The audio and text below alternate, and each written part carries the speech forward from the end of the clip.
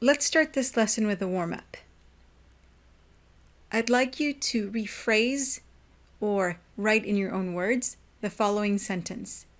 Interpreters preserve the meaning of the source language content.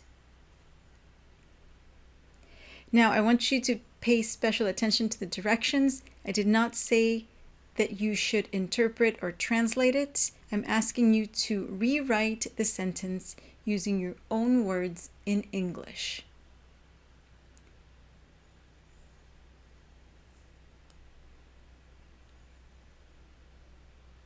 Feel free to stop the video to complete the warm-up. Okay, let's begin.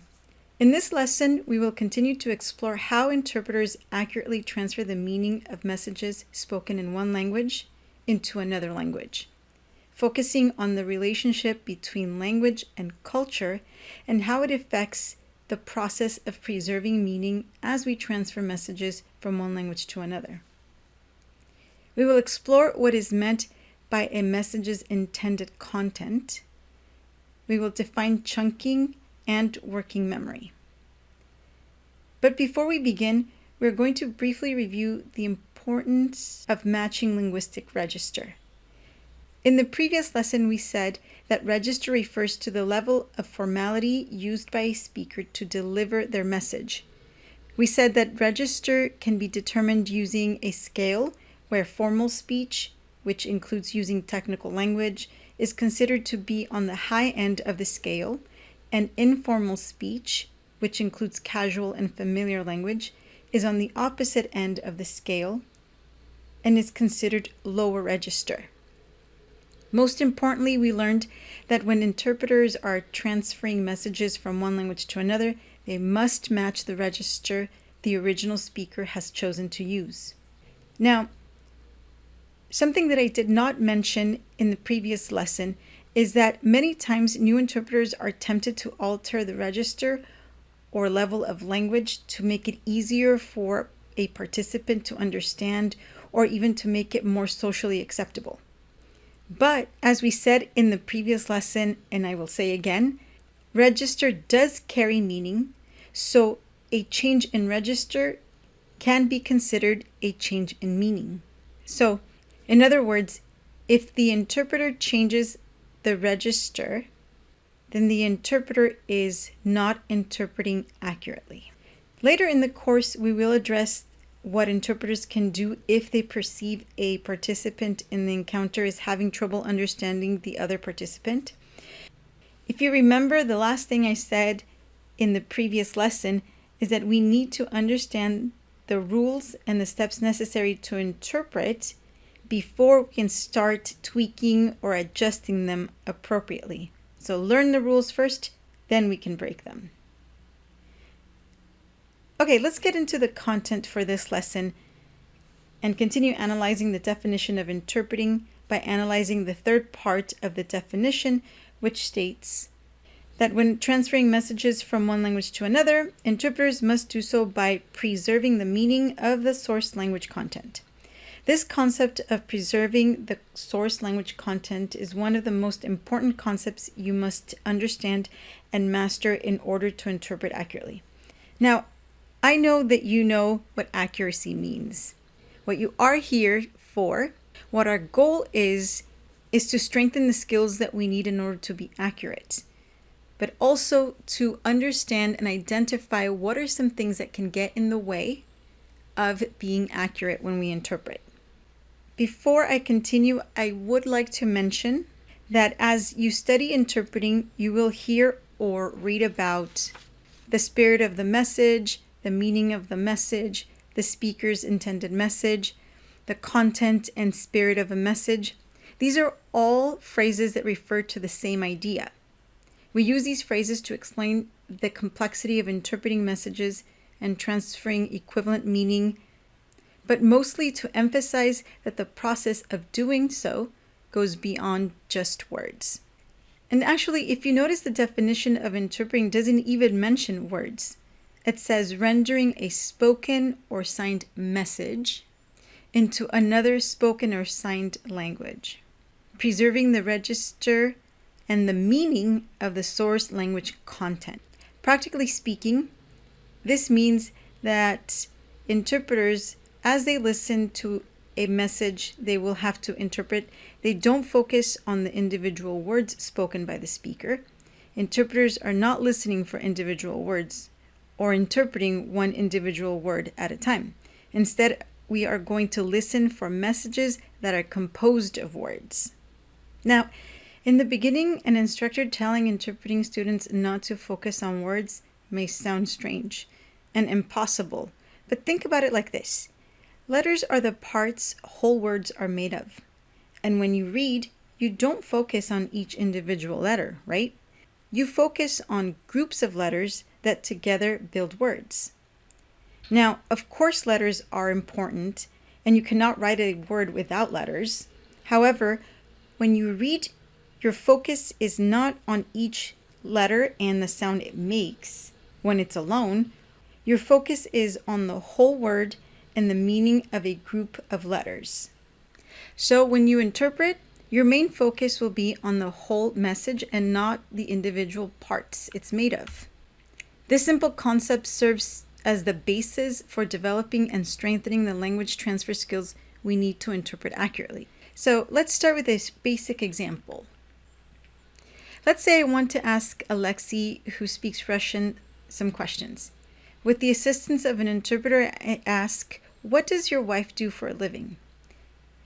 He responds, "Ona advokat." Word for word into English, Alexei's response is, "She lawyer."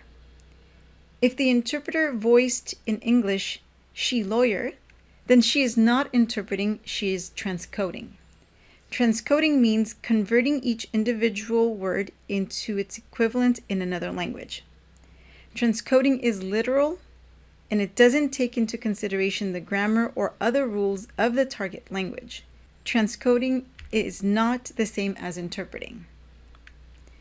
Now, Alexei's answer makes sense in Russian because he is speaking Russian, using the correct Russian grammar. While interpreting, the interpreter assisting Alexei and I to communicate will convert Alexei's message into English so that I can understand it. She will have to use English grammar since the target language is English.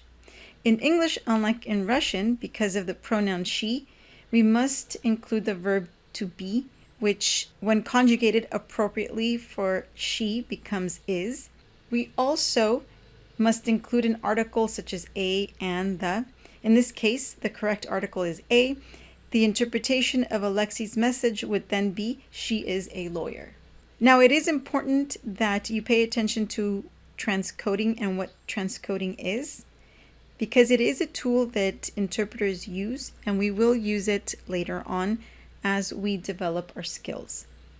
For now, what I'd like you to remember is that transcoding is not interpreting, transcoding is literal, and transcoding means converting each individual word into its equivalent in another language, without taking into consideration grammar rules for the target language. Okay, as I said in the beginning, this is not a foreign concept for you. Even though your grammar may not be perfect in the languages you speak, you are aware that there are rules that differ from language to language, and when you speak, you apply the respective rules of grammar to the best of your ability. This is information we all keep in the back of our minds. However, now you need it up front and center, because if you understand this concept, then you can understand why you cannot interpret word for word, and most importantly, why it doesn't make sense to try to memorize messages word for word, which is extremely taxing on your brain. So let's move away from grammar and talk about our memorization and recall skills. As we said, when we memorize a message to then interpret it, we are not going to focus on individual words. Doing so puts too much pressure on our working memory. Here's what I mean. Let's say I asked Alexei, "What did you do yesterday after work?" And his response was, "Yesterday after work, I went to my mother-in-law's house to help her build a shelf she bought a long time ago from IKEA." Word for word, Alexei's answer is 23 words long. If the interpreter tried to memorize each word, she would have to memorize 23 pieces of information to interpret this accurately. Now, studies have shown that in general, our working memory can hold up to 4 pieces of information at a time. Now, you can strengthen your working memory with practice and exercise. You can also support your memory with note-taking, but still the difference between 4 and 23 is hard to make up. So what can we do? We can learn to chunk. Chunking is what we call the process of taking individual pieces of information, in this case a word, and grouping them into larger units of meaning. And by grouping each piece into a large whole, you can improve the amount of information you can remember. So instead of cutting up a message into 23 pieces, you can chunk it into smaller messages made up of groups of words and memorize 4 chunks instead of 23 individual words. Chunking makes your brain more efficient. It allows you to process information faster and easier. It's the reason we write phone numbers in 3 chunks instead of 10 individual numbers in a row. So, chunking is a very important component skill interpreters should master because it supports other major message transfer skills needed to interpret accurately and completely, including memory and recall, note-taking, and finding message equivalency. Chunking exercises are very helpful even for the most foundational skills, including developing the type of listening skills and information processing skills required for interpreting. I have been teaching and training interpreters for well over a decade, and no matter how I explain this concept, beginning interpreters commonly commit this error of focusing on words instead of messages. My best estimation is that they are nervous about encountering a term they don't understand or they don't know how to interpret into the target language, especially when they are first starting to expand their knowledge of medical terminology. So in this course, we will start strengthening our foundational interpreting skills with general or simple medical vocabulary. And once you have begun to build a foundation, we will start to increase the complexity of the terms and concepts we use to practice. Before we continue, let's take a break and practice chunking.